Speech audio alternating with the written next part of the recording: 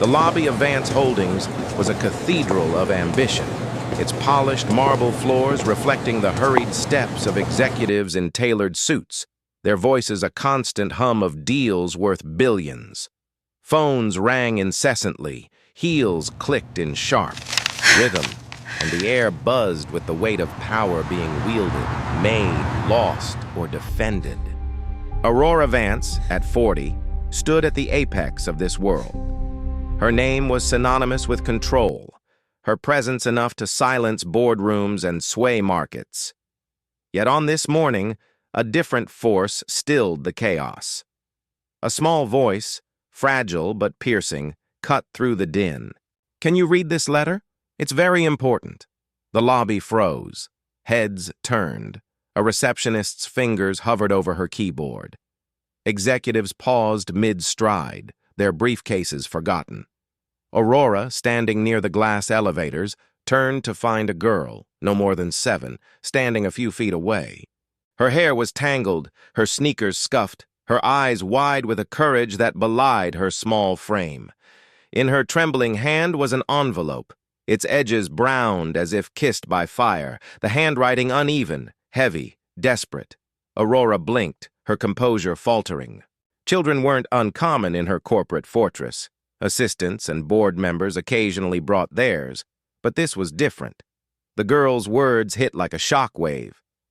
"My dad saved you," she whispered. "You just don't remember." The room tilted.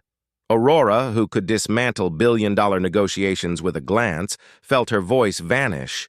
She took the envelope, its warmth and faint smoky scent unsettling her further. "What's your name?" she asked, her tone thinner than she intended. "Ellie," the girl said, her chin lifting with defiance. "And you're my mom!"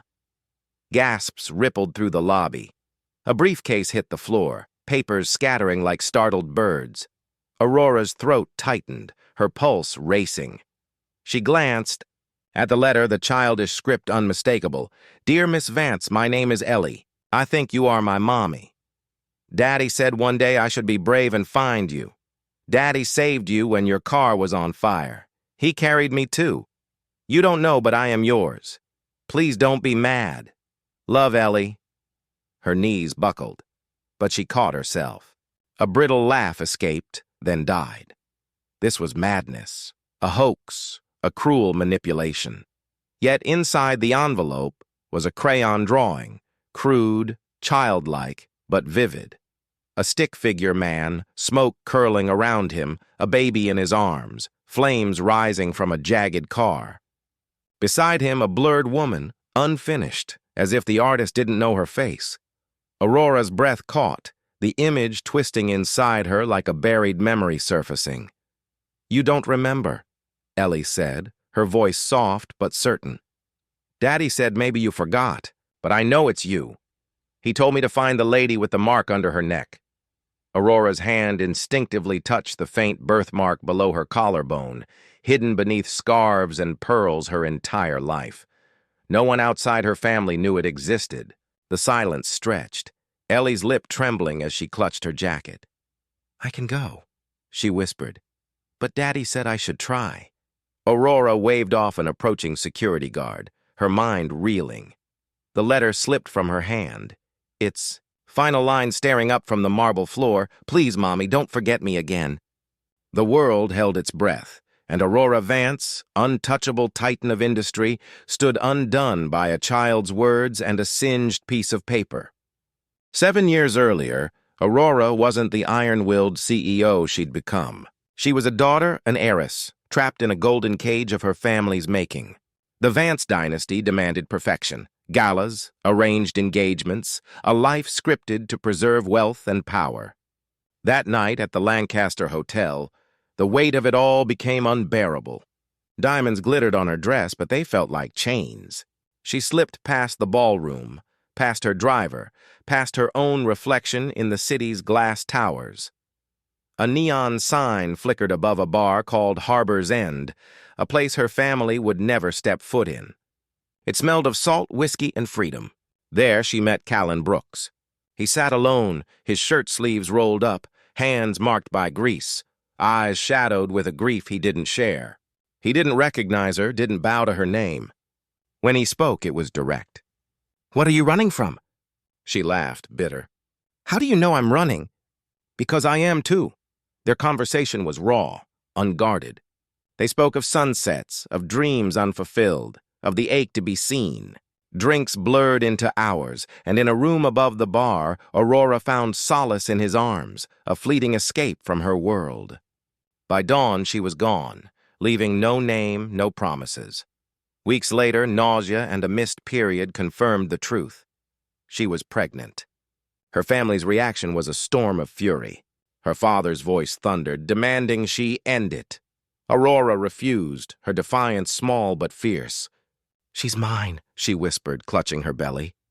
Her family locked her away, their threats veiled in offers of exile and comfort.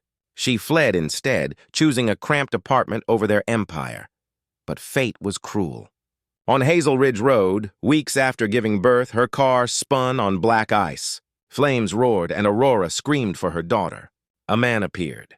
Callan, though she didn't know it then, breaking glass, pulling her free, cradling her baby through the fire. Smoke clouded his face, but his voice, steady and sure, anchored her. "I've got you." Darkness took her before she could thank him. In the hospital, her family descended, cold and controlling. "The child is gone," they said. Handled. Aurora's screams were silenced by drugs, her daughter stolen by their power. She never knew Callan's name, never knew he'd taken her daughter to protect her from a family that would bury her existence. Callan Brooks signed the papers that night, his hand shaking, the baby's tiny fist curled around his thumb. The Vance family's men loomed, their threats clear, disappear or lose everything. He signed, but he didn't let go. He named her Ellie, a name that felt like hope, and raised her in a world far from glass towers. His apartment was small, its heater unreliable, but Ellie's laughter made it home. Callan traded ambition for fatherhood. Engineering gigs kept them afloat, his hands calloused from fixing engines and pipes. He sewed costumes, carved birthday cakes, read bedtime stories until his voice grew hoarse. Ellie's questions about her mother. "What's her favorite color? Does she miss me?" Pierced him, but he answered honestly. "I don't know, but she's a part of you, and that's beautiful." His health faltered, the smoke from Hazel Ridge Road lingering in his lungs, weakening his heart. Doctors warned him, but he hid it from Ellie, determined to shield her from fear. On her 7th birthday, as she blew out candles, he felt the ache in his chest deepen. That night, he gave her the letter he'd written in her voice and the necklace, half a jagged heart. "Your mother has the other half," he told her. "When you're ready, you'll find her." Ellie, sharp and brave, found the pill bottle weeks later. "Are you going to die?" she asked, her voice trembling. Callan's heart broke, but he didn't lie. "Not today, not tomorrow. But one day you'll need her." Ellie's resolve hardened. "Then I'll find her. For us." Ellie walked into Vance Holdings with the letter and necklace, her small frame carrying a promise heavier than she could know. Aurora, reading the childish words, felt her world crack open. The crayon drawing, the necklace's twin in her drawer, the birthmark only a handful knew, each was a key to a memory she'd buried. She ordered a search, her resources vast, her determination fiercer. By evening, she stood outside a modest house, its porch sagging, its paint peeling. Ellie ran out laughing, her eyes a mirror of Aurora's own. Callan followed, thinner, wearier, but unmistakably the man from that night, from the fire. "It was you," Aurora whispered, her voice breaking. They stood on the porch, the necklace halves fitting perfectly, a silent confirmation of truths too big for words. Ellie smiled, certain. "You came." A DNA test followed, the hospital room bright and sterile. The results were clear. Ellie was theirs, 99.998% certainty. Aurora sobbed, holding her daughter, the years of loss melting into this moment. Callan watched, his own tears hidden, his sacrifice now shared. Aurora acted swiftly as always. She arranged specialists for Callan's heart, tearing up bills without a glance.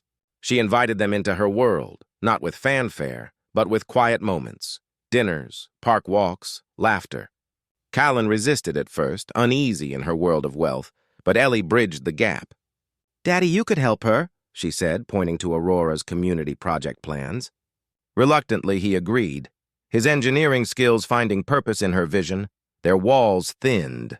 In Callan's workshop, Aurora watched him sketch, his hands steady despite his fragility. She saw not just the man who saved her, but the father who'd given everything for their daughter. One night, Ellie drew a new picture, 3 stick figures under a starry sky labeled home. When she asked, "Are you going to marry Mommy?" Aurora and Callan froze, then shared a look, an understanding that the future was theirs to shape.